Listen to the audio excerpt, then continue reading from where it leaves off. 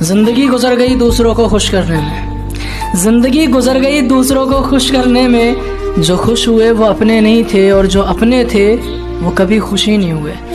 अनुभव कहता है कि खामोशियां ही बेहतर हैं, क्योंकि शब्दों से लोग रूठते बहुत हैं। कितना भी समेट लो हाथों से फिसलता जरूर है, ये वक्त है साहब बदलता जरूर है।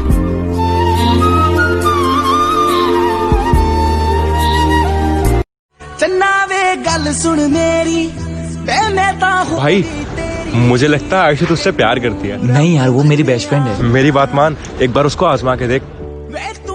यार आयुषी, ये लड़की देख मेरे को डेट पे बुला रही, क्या बोलूं इसको? तो देख ले अपने हिसाब से।